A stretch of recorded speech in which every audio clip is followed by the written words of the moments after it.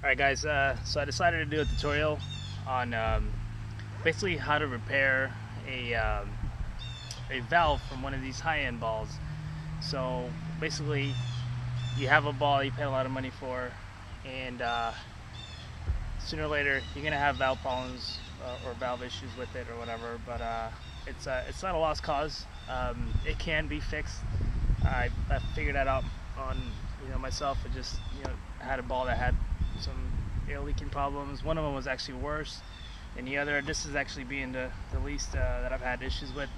Leaks a little bit. It's a Europass ball. It is right there. The valve that I replaced from the Jabulani ball that I had previously, basically this is what it looks like. It's kind of the problem that it had.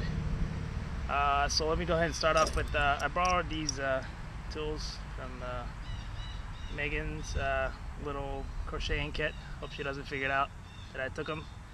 I have here basically a 6.5 millimeter, whatever needle this is called. I have another 4 millimeter here, and then also I have a 10 millimeter as well.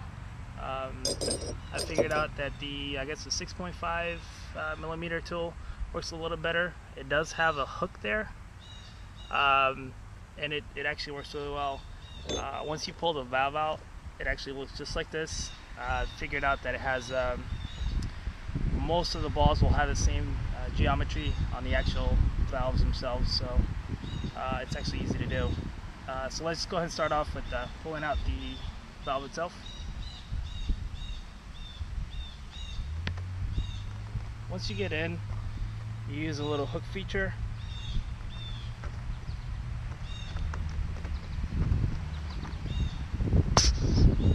There you have it. The hook was able to pull it out. Obviously this valve is now damaged, so if you're going to do this, I always recommend to go ahead and replace that. It fell, but basically it looks just like this one right here.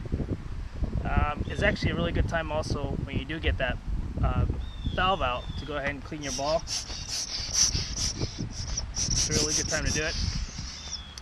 And so I figured out that you can get some new valves at Amazon or basically anywhere online.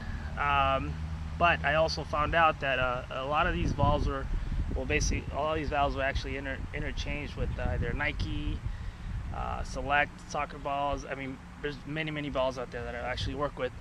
I'm gonna go ahead and go get one of these. I have the option of using maybe Speedcell.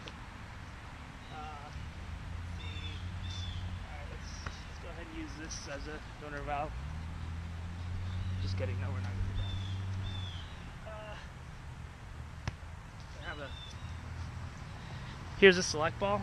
Only reason I'm going to use this one is because you wouldn't think Adidas and this brand ball wouldn't actually interchange with one another. I've already done, to speed up the time, I've cut it open. You just cut it open like that. You go into it. You get to where there's like a rubber dome. I'm going to go ahead and rip this off.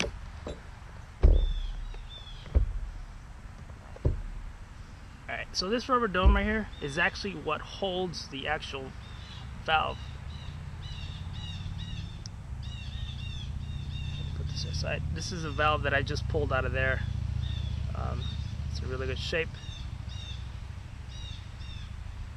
And basically, as you can see, it looks identical to the geometry of the Adidas valve that I pulled out of that. And basically, this is where it lands into. So, one thing to do is you can either lube it up with whatever you have around the house, or you can use what I'm using here. This is a Monster, specifically designed for this type of application. Just kidding. So you have it. Get closer right there. You can use these same tools to pull it right in. Doesn't really take much. Once it's lubed up, you just have to kind of work your way around it.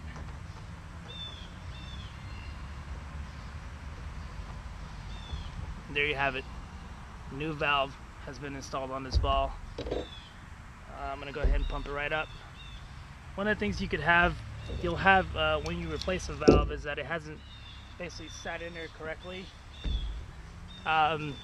So it will leak slightly right when you air it up, but basically you let it sit for, I don't know, a minute or two, and you're back in good shape.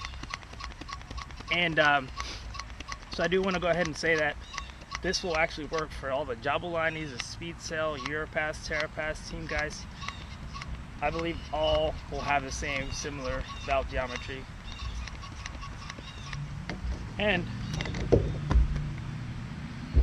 there you have it, holding air really well, not a problem. A little leak test. Again, this special drink was designed specifically to make sure that you can check your ball with it. So you can see there, no leaking at all.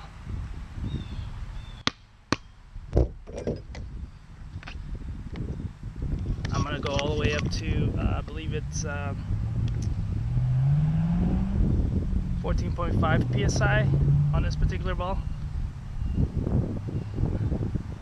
Yep. And I'm gonna go ahead and show you here that it's actually gonna hold that much all the way through.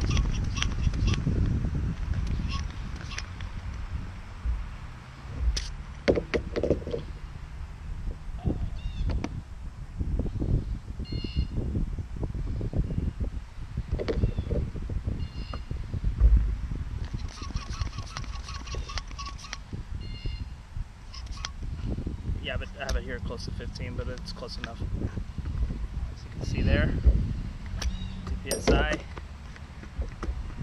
I'm messing with it. I'm going to insert this again.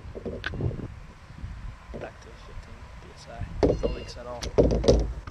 There you have it. It's a really quick 2-minute job and may have saved you a ton of money. Alright, let's go ahead and test this out. 15 psi.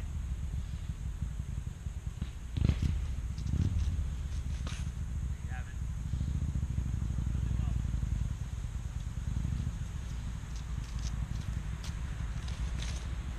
So, I'm by no means an expert on balls at all. It was easy to do. I figured it out with a couple of my other balls, but if it saves you some money, I would really recommend doing so. It doesn't take much. That's the new valve that I put. It came off of a select ball. It actually works really well.